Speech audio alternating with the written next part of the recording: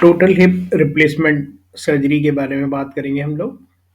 जैसे आप लोगों ने टोटल नी रिप्लेसमेंट पढ़ा था जिसमें नी की सर्जरी होती है, नी में जो मेटल इम्प्लांट है वो डाल देते हैं नी की जगह। सेम वे हिप में भी सर्जरी होती है। तो आपको मैं दिखा देता हूँ। Total hip replacement surgery also known as hip arthroplasty. Total hip replacement surgery को हिप आर्थ्रोप्लास्टी भी कहते हैं। Is a surgical procedure where a damaged और diseased hip joint is replaced with an artificial joint. कि जो hip joint है या तो वो डैमेज हो गया है किसी फ्रैक्चर वगैरह की वजह से, या फिर किसी डिजीज के कारण वो और ख़राब हो गया है कि वो परफॉर्म नहीं कर पा रहा, पेन कर रहा है, मूवमेंट लॉस हो रही है, तो उसको हम लोग एक आर्टिफिशियल जॉइंट या फिर इम्प्लांट से रिप्लेस कर देते हैं। The procedure involves removing the damaged cartilage and bone from the hip joint and replacing it with prosthetic components made of metal, ceramic और plastic। इस प्रोसीजर में सेम वही रिमूव करते हैं डैमेज कार्टिलेज को, और जो बोन है, जो डैमेज कार्टिलेज और बोन है उनको रिमूव करते हैं हिप जॉइंट से, और उसको रिप्लेस किया जाता है प्रोस्थेटिक कंपोनेंट से जो कि मेटल के, सिरेमिक के या प्लास्टिक के बने होते हैं। इसके बाद हम लोग बात करते हैं टाइप ऑफ हिप रिप्लेसमेंट की, कि कितने टाइप की होती हैं। बेसिकली ये दो हैं। एक ट्रेडिशनल टोटल हिप रिप्लेसमेंट जो नॉर्मली कॉमनली यूज हुआ होती है। दूसरी मिनिमली इन्वेजिव हिप रिप्लेसमेंट। ये दूसरी वाली अब आजकल ज़्यादा यूज में आने लग गई है क्योंकि इसके जो आउटकम्स हैं वो ज़्यादा बेटर होते हैं। जो ट्रेडिशनल टोटल हिप रिप्लेसमेंट है, in this procedure the surgeon makes an incision along the side और back of the hip to assess the joint. Traditional वाले में जो रूटीन में जो चलता है उसमें एक लंबा कट लगाया जाता है साइड साइड में या फिर बैक, हिप जॉइंट के साइड में या फिर बैक में, और उससे जो डैमेज बॉल है उसको रिमूव किया जाता है। जो समझ लीजिए जो फीमर का हेड है उसको निकाला जाता है और उसको रिप्लेस किया जाता है कंपोनेंट से। मिनिमली इन्वेजिव में this technique involve smaller incisions. इसमें छोटे इंसिजन्स होते हैं।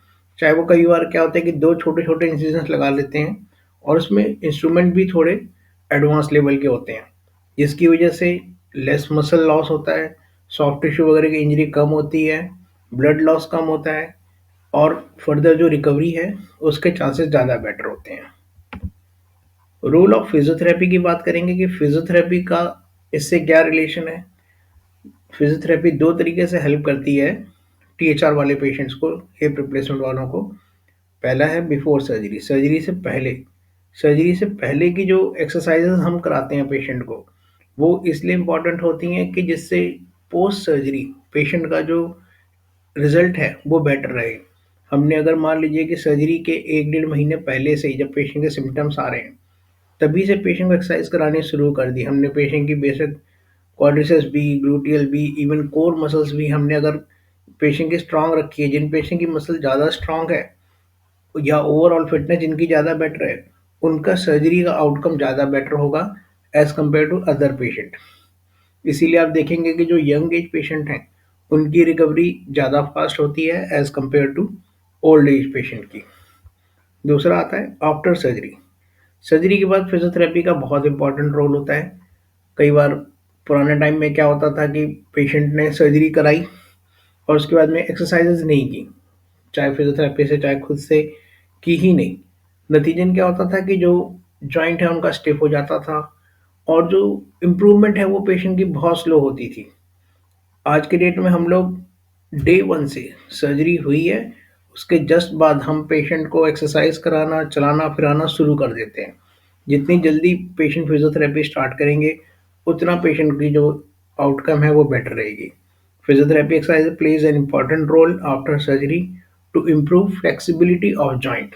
जॉइंट की फ्लेक्सिबिलिटी को इम्प्रूव करने के लिए सर्जरी के तुरंत बाद पेशेंट की हम लोग बेंडिंग, हिप नी बेंडिंग लेस देन 90 डिग्री शुरू कर देते हैं कि जिससे वो फ्लेक्सिबिलिटी बनी रहे। एक्सेलरेट हीलिंग, जब हम पेशेंट की पैरों की मूवमेंट कराएंगे ब्लड सर्कुलेशन बढ़ेगा, उससे हीलिंग फास्ट होगी। Improve patients walking pattern and to help with teaching ways of getting in and out of bed. हम पेशेंट का जो वॉकिंग पैटर्न है उसको इम्प्रूव कराएंगे कि कैसे चलना है पेशेंट पेन की वजह से थोड़ा सा रॉन्ग पैटर्न यूज़ करते हैं, हम वो पेशेंट को सिखाते हैं।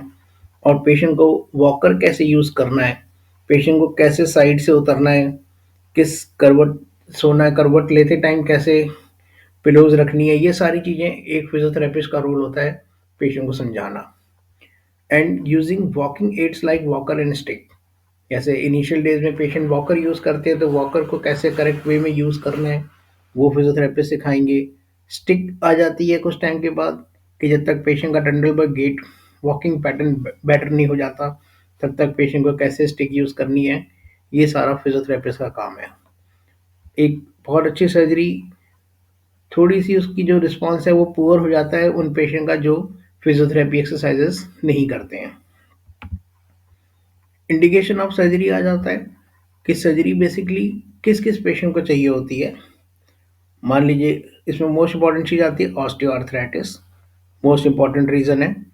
ज़्यादातर पेशेंट इसी के मिलते हैं कि उनको जैसे हमने नी में आर्थराइटिस था वैसे ही हिप में भी हो जाता है, और वो होते होते इतना डैमेज हो गया कि पेशेंट को लगातार पेन हो रहा है, पेशेंट को डेली पेन किलर खानी पड़ रही है, पेशेंट का चलना फिरना मुश्किल हो रहा है। ऐसे पेशेंट जो ऑस्टियोआर्थराइटिस के होते हैं उनको हिप रिप्लेसमेंट करा लेना चाहिए। रूमेटॉइड अर्थराइटिस की वजह से भी कई बार हिप काफ़ी डैमेज हो जाता है, पेशेंट का लाइफस्टाइल अफेक्टेड हो जाता है, उस पेशेंट को कराना चाहिए। एवास्कुलर नेक्रोसिस एक ऐसी कंडीशन ज़्यादातर यंग पेशेंट में भी दिखाई देती है, 35-40s वालों में भी होती है, जिसमें फीमर का जो हेड है उसकी ब्लड सप्लाई हिंडर हो जाती है, और जिसकी वजह से जो हेड है वो धीरे धीरे धीरे डैमेज होता रहता है। ऐसे पेशेंट की भी हिप रिप्लेसमेंट कर दी जाती है। हिप फ्रैक्चर हो जाता है कई बार ओल्ड एज पेशेंट्स में कि भाई 80s के भी पेशेंट हैं उनका फ्रैक्चर नेक ऑफ फीमर हो गया, तो उनको अगर हम प्लेट डालेंगे उससे बेटर रहता है कि हिप रिप्लेसमेंट कर लेना। रीज़न बीइंग तुरंत उसमें जो रिप्लेसमेंट है इसमें वॉकिंग वगैरह बहुत जल्दी शुरू हो जाती है एज़ कम्पेयर टू प्लेट वाली सर्जरीज में जिसमें पेशेंट को थोड़ा 6 वीक का रेस्ट रखना पड़ता है, पेशेंट की इंप्रूवमेंट लेट होती है। ऐसी चाइल्डहुड हिप डिजीज़, कुछ ऐसी डिजीज़ हो जाती हैं बाय बर्थ, थोड़ा सा हिप की जो पोजीशन है वो डिफॉर्म्ड हो जाती है, जिसकी वजह से वो विद एज जल्दी ही डिजेनरेट हो जाता है, ऐसे कंडीशन में भी होती है। अदर कंडीशंस बहुत सारी रेयर कंडीशन होती हैं, कभी हिप में ट्यूमर हो गया, कोई और प्रॉब्लम हो गई। हमने एक पेशेंट देखा था उनको एंकलाइजिंग स्पॉन्डिलाइटिस था, एएस था। एएस की वजह से उनका हिप इतना स्टिफ हो गया था कि वो रोटेशन नहीं कर पा रहे थे, ऑलमोस्ट हिप और नी को बेंड करके ही चलते थे, चल फिर भी नहीं पाते थे। जस्ट 40 ईयर ओल्ड पेशेंट थे, उनकी हिप रिप्लेसमेंट सर्जरी हुई थी और वो बिल्कुल उन्होंने नॉर्मल लाइफ जीनी शुरू कर दी थी। इसके बाद मैं आपको एक वीडियो दिखा देता हूँ जो एक ऑर्थोपेडिक सर्जन की ही बनाई गई है। इनकी जो वीडियो है उसका लिंक भी मैं डिस्क्रिप्शन बॉक्स में डाल दूंगा, आप उसको अलग से भी देख सकते हैं। टोटल हिप रिप्लेसमेंट बेसिकली जो हमारा हिप जॉइंट है वो दो पॉइंट से बनता है। Your hip consist of two main parts, इसमें दो मेन पार्ट होते हैं। एक इसमें होता है, जैसे मान लीजिए ये फीमोरल हेड है जो आपने पढ़ा हुआ है पहले, फीमर बोन है, और दूसरा ये एसिटाबुलम है जो कि पेल्विस का पार्ट है। अब इन दोनों को मिलाकर हिप जॉइंट बनता है। तो जब बहुत ज़्यादा डैमेज हो जाता है एसिटाबुलम में और एक्टिविटीज़ करने में दिक्कत हो जाती है, मान लीजिए कोई पेशेंट आपका आ गया कि जिसका आपने एक्सरे देखा कि ये हिप काफ़ी डैमेज दिख रहा है, जो हिप और एसिटाबुलम का कंटूर है वो काफ़ी ख़राब है, पेशेंट को चलने फिरने में भी दिक्कत आ रही है, हर स्टेप लेने में और डे बाय डे ख़राब हो जाता है, तो ऐसे में हिप रिप्लेसमेंट सर्जरी कराई जाती है। तो अब आप इसका प्रोसीजर देखेंगे इस वीडियो में कि जो फीमर है और जो ये एसिटाबुलम है इसको आर्टिफिशियल इम्प्लांट से चेंज किया जाता है। दो तरीके के इम्प्लांट होते हैं, एक ये फीमोरल हेड होता है और ये एसिटाबुलम है। एसिटाबुलम को भी रिप्लेस कर देते हैं और फीमर हेड को, कभी कभी सिर्फ फीमरल फीमोरल हेड को रिप्लेस करते हैं, वो पार्शियल हिप रिप्लेसमेंट होती है। कुछ केसेस में एसिटाबुलम को भी रिप्लेस करते हैं, वो टोटल हिप रिप्लेसमेंट होती है। तो अब आप ये देखेंगे ये एसिटाबुलर कंपोनेंट हो गया और ये फीमोरल कंपोनेंट हो गया। अब इसमें आप सर्जरी का जो प्रोसीजर होता है उसमें आप देखेंगे कि पहले एक लंबा स्टिच लगाया गया, जो मसल्स होती हैं इनको थोड़ा हटाया गया। यहाँ पे मैं थोड़ा सा रोकता हूँ, ये जो आप पॉइंट देख रहे हैं कि ये बड़ी मसल्स को, ग्लूटियस मैक्सिमस वगैरह को काटा जा रहा है, इस वजह से भी पेशेंट की हिप रिप्लेसमेंट सर्जरी के बाद थोड़ी बहुत उनकी वीकनेस होती है, टेंडरबर्ग गेट होता है। लेकिन वैसे तो ये करने के बाद हिप को अप्रोच करने के लिए मसल्स काटनी पड़ती हैं, इनको रिपेयर भी कर देते हैं। आजकल ऐसी सर्जरीज भी हो रही हैं कि जिसमें एक ही बड़ा इंसिजन लगाने के बजाय दो छोटे इंसिजन लगाए जाते हैं।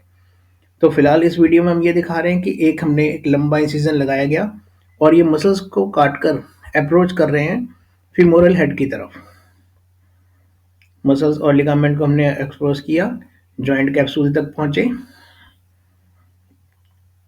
और आप देखेंगे कि पहले कैप्सूल को काटकर जॉइंट को अलग किया गया, डिसलोकेट किया गया।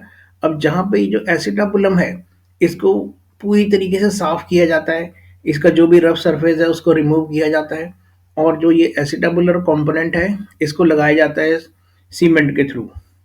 और उसके बाद में फीमर का, अब जैसे आप ये देख रहे हैं कि फीमर का जो ये पार्ट है ये पूरा डैमेज है, तो इसमें ये इसको पूरा निकाल देंगे और इसकी जगह पे ये पूरा ये काट दिया गया और यहाँ पर एक दूसरा आर्टिफिशियल इम्प्लांट वही सीमेंट के थ्रू, स्क्रूज के थ्रू फिट किया जाएगा और इन दोनों को एक प्रॉपरली फिट कर दिया जाता है कि जो फीमोरल हेड है वो एसिडब्लम के अंदर गया, फिर उसकी मूवमेंट्स वगैरह टेस्ट की जाती हैं कि कैसी है, प्रॉपरली पोजिशन है कि नहीं, एक्सरे से देखा जाता है इस चीज़ को। तो और उसके बाद में ये सारा रिप्लेस कर दिया जाता है। तो ये एक बेसिक टेक्निक है हिप रिप्लेसमेंट की, कि जिसमें हमने लार्ज इंसिजन के साथ अप्रोच किया था और जो अंदर का जो फीमोरल हेड है उसको निकाला, एसिडब्लम को निकाल कर और उसको एक आर्टिफिशियल इम्प्लांट से रिप्लेस कर दिया गया।